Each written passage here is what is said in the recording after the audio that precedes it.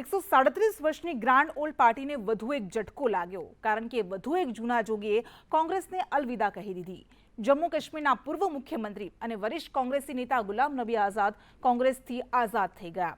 એક એવા નેતા જેમણે જીવનના 50 વર્ષ પક્ષને આપ્યા, આખરે શા માટે તેમણે હાથનો સાથ છોડી દીધો? તેઓના પહેલા આવા નેતા છે અને કોંગ્રેસમાં હાલ જે નારાજગી પ્રવર્તી રહી છે, જે અસંતોષ છે, જે ટાંટિયાખેંચ છે, તેને જોતા ન તેઓ છેલ્લા નેતા હશે જેઓ કોંગ્રેસના ડૂબતા જહાજમાંથી ઉતરી ગયા છે। કોંગ્રેસમાં એક બાદ એક રાજીનામા પડી રહ્યા છે અને G23 નેતાઓની યાદી સતત આગળ થઈ રહી છે અને આ નારાજ નેતાઓની નારાજગી વધુ ને વધુ પ્રબળ બની રહી છે।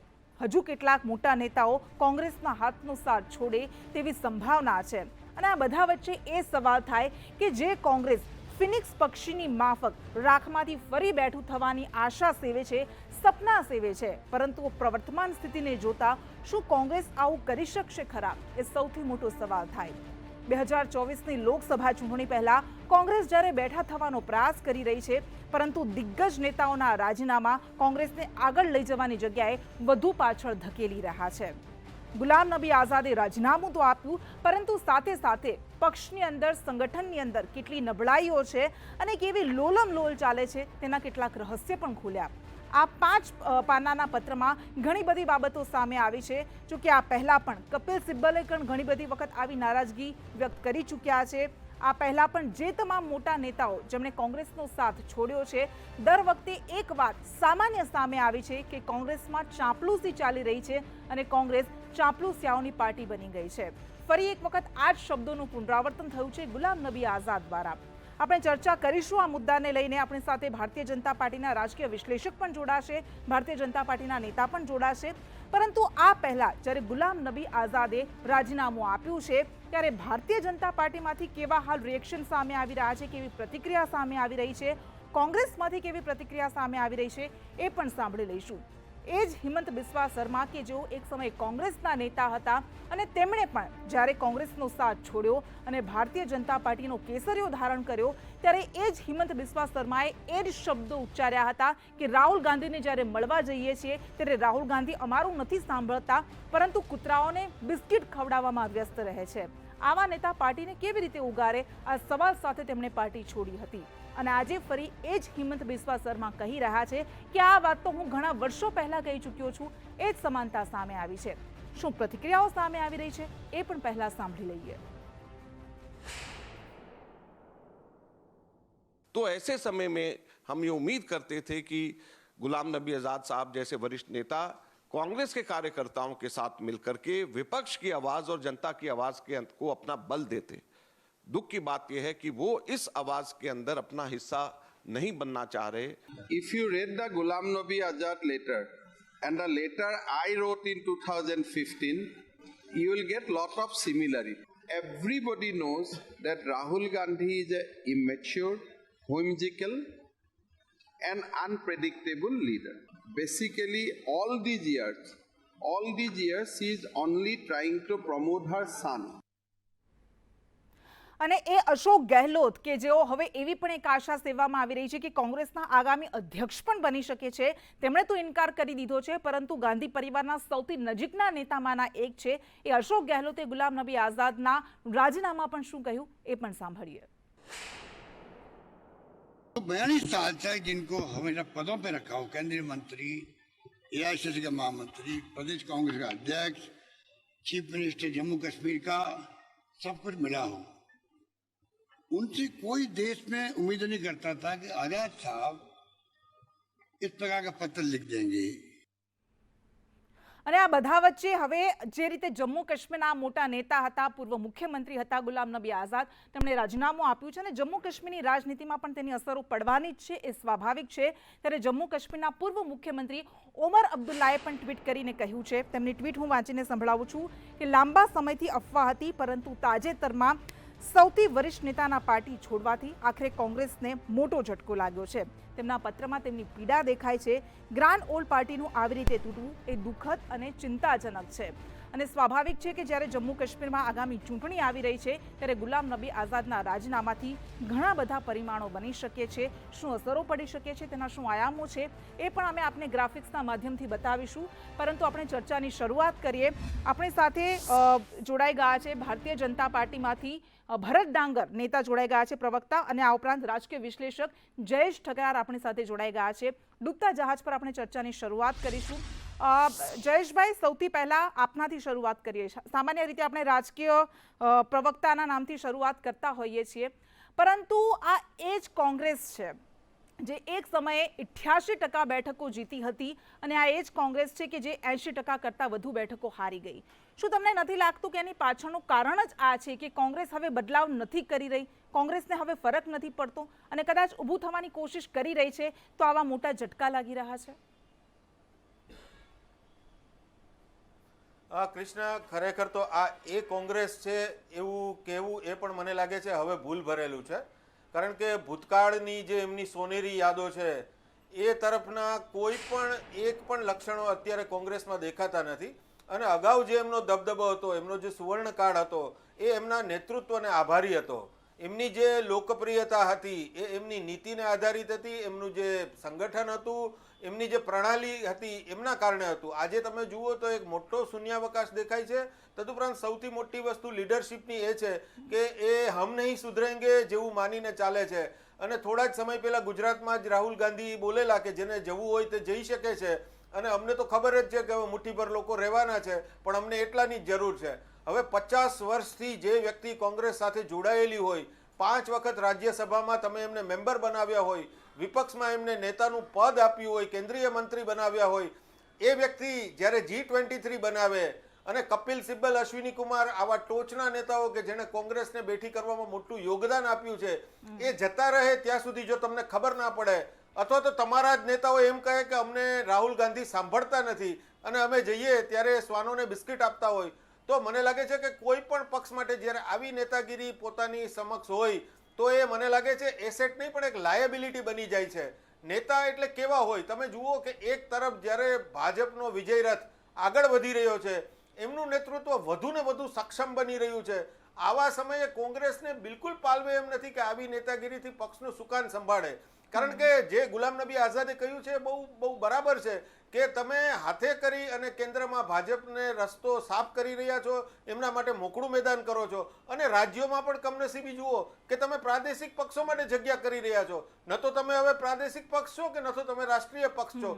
તો કોઈ પણ દિગ્ગજ નેતા એવું વિચારે કે આવી પાર્ટીનું ભવિષ્ય શું અને પોતાનું ભવિષ્ય શું, તો કોઈ તો આવો નિર્ણય લેવાનું જ છે. તો આ ખરેખર તો નેતાગીરીએ મનોમંથન કરવા જેવી બાબત છે. જી બિલકુલ, આ બહુ સાચી વસ્તુ છે. આપણી સાથે ભરત ડાંગર, વાસ્તવમાં આપણી સાથે કોંગ્રેસના પ્રવક્તા હોય અને શરૂઆત એમનાથી કરવાની હોય, પરંતુ હાલ કોંગ્રેસમાંથી આપણી પાસે કોઈ ઉપસ્થિત નથી. ભરતભાઈ, ભારતીય જનતા પાર્ટીએ જે સપનું જોયું હતું કે કોંગ્રેસ મુક્ત ભારતનું, શું તમને લાગી રહ્યું છે કે આ સપના જે હવે આગળ જોયા હતા એ ગુલામ નબી આઝાદ જેવા નેતાઓ ખરેખર સાકાર કરશે ભારતીય જનતા પાર્ટી માટે? અને હવે આગળ જે ગુલામ નબી આઝાદ નવી પાર્ટી રચવાની જાહેરાત કરી રહ્યા છે, આખરે ફાયદો તો ભાજપને જ થવાનો છે. કૃષ્ણાબેન, આપે ખૂબ સાચું કહ્યું. એકચ્યુઅલી એવું કહેવાય છે કે પૂજ્ય બાપુનું, મહાત્મા ગાંધીજીનું સ્વપ્ન હતું કે કોંગ્રેસનું વિલીનીકરણ, એ કોંગ્રેસ આ દેશની આઝાદી બાદ એ કોંગ્રેસનું વિલીનીકરણ થવું જોઈએ.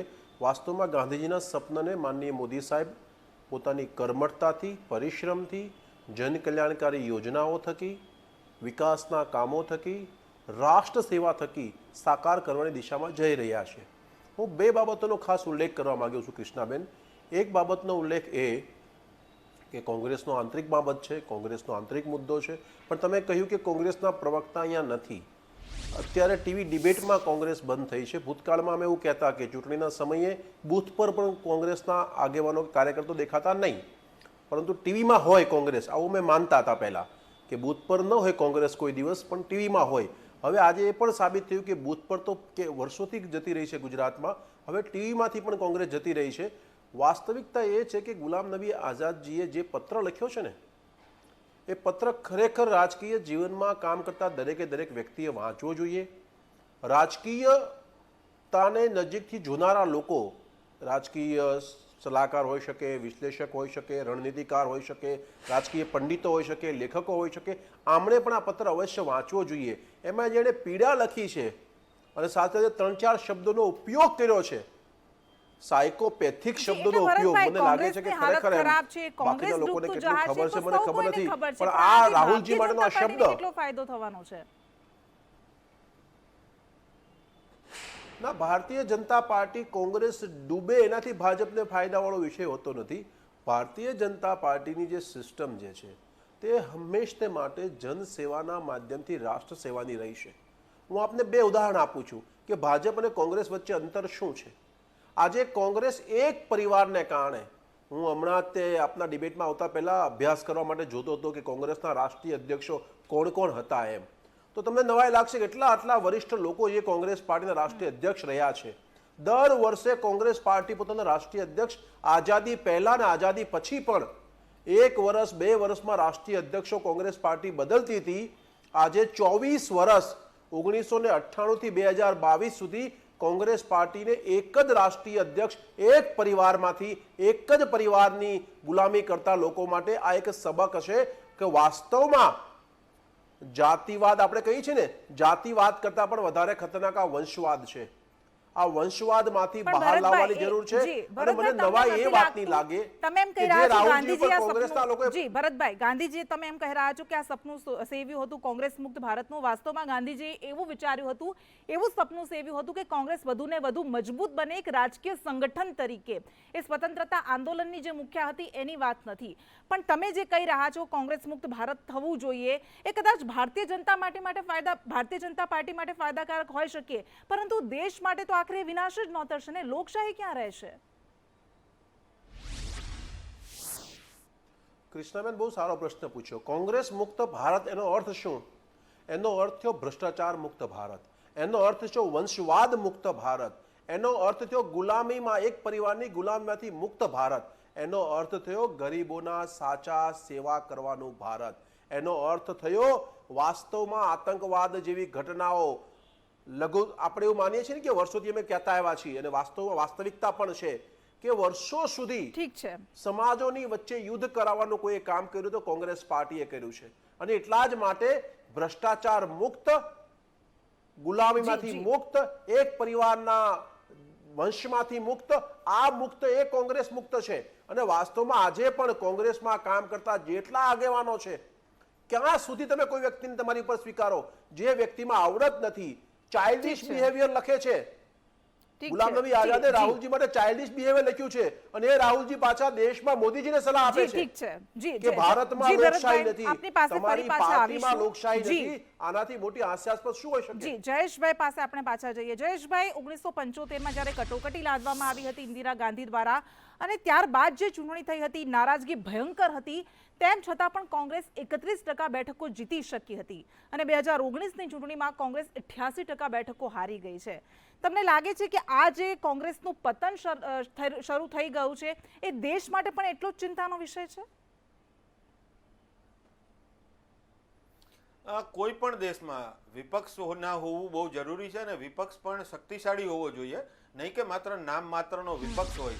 અને આપણા દેશમાં આપણે અત્યારે તો જોઈએ છીએ કે લાંબા દૂરના ભવિષ્ય સુધી અત્યારે ભાજપની વિજય પતાકા લહેરાતી જોવા મળી રહી છે, પરંતુ લોકશાહીની દ્રષ્ટિએ વાત કરીએ તો કોંગ્રેસ મજબૂત બને એ સૌના હિતમાં છે. પણ એ કોંગ્રેસને મજબૂત બનાવવાનું કામ કોંગ્રેસ જ કરી શકે, એ તો કંઈ ભાજપ કરવાનું નથી, એ તો કોઈ અન્ય પક્ષો કરવાના નથી, અને એ તો કોંગ્રેસે જ આત્મમંથન કરવાનું છે કે એમણે એક રાષ્ટ્રીય પક્ષ તરીકેની એમની જે જૂની ઇમેજ છે એમને ફરી પ્રસ્થાપિત કરવાની છે. પરંતુ કમનસીબી એ છે કે જ્યારે તમે લાંબા સમયથી સત્તામાં ના હો અને તમારી પાસે કાબેલ લીડર ના હોય ત્યારે ઘણા બધા પ્રશ્નો સર્જાતા હોય. જેમ ગુજરાતમાં 27 વર્ષથી શાસન ન હોવાના કારણે કોંગ્રેસના ઘણા બધા લોકો પક્ષને છોડી રહ્યા છે. વફાદારીની પણ એક મર્યાદા હોય છે, અને રાજકારણમાં સત્તા એ સૌથી મહત્વનું પરિબળ છે. હવે ના મળે તો લોકો ક્યાં સુધી ટકે? રાષ્ટ્રીય સ્તરે પણ અત્યારે મોટો દુકાળ એ જ છે કે કોંગ્રેસના સક્ષમ નેતાઓને એવું લાગે જી, છે બિલકુલ. કે રાહુલ ગાંધીના નેતૃત્વમાં એમનું ભવિષ્ય સુરક્ષિત નથી, એટલે એ લોકો પક્ષને છોડી રહ્યા છે. આ સ્થિતિ બદલવાની જરૂર છે. જી બિલકુલ. જી, આપણે ચર્ચાને આગળ પણ વધારીશું, પરંતુ ચાંપલુસીના નામે આ જે વફાદારી છે એ જ કોંગ્રેસ પક્ષ માટે વિનાશ નોતરશે. ચર્ચાને આગળ પણ વધારીશું અને શા માટે કોંગ્રેસની આવી સ્થિતિ છે તેને લઈને પણ આગળ સવાલ કરીશું. કોંગ્રેસના ડૂબતા જહાજમાંથી એક બાદ એક લોકો ઉતરી રહ્યા છે. આપણી સાથે ભરત ડાંગર જોડાયેલા છે. ભરતભાઈ, ચર્ચાની ફરી શરૂઆત કરીએ.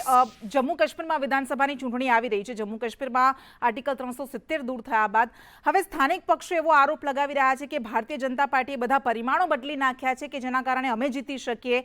કોંગ્રેસનો મોટો ચહેરો જતો રહ્યો છે. શું તમને લાગે છે કે આના કારણે જમ્મુ કાશ્મીરમાં ચૂંટણીમાં આખો જે માહોલ છે એ એક તરફી થઈ જશે?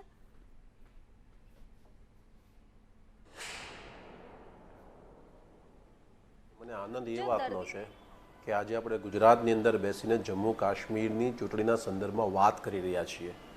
એક સમય હતો કે કાશ્મીરમાં પગ નહોતો મૂકી શકાતો. એ કાશ્મીર ભારત સાથે રહેશે કે કેમ એ શંકાના દાયરામાં હતું.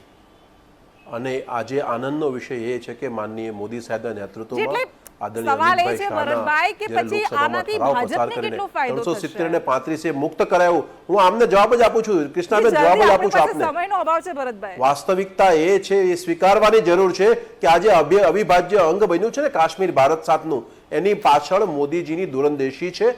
અને એટલા માટે થઈને ત્યાંના કાશ્મીરના લોકો પણ વિકાસ ઝંખે છે. કાશ્મીરના લોકો પણ જનકલ્યાણકારી યોજનાઓનો લાભ ઝંખે છે.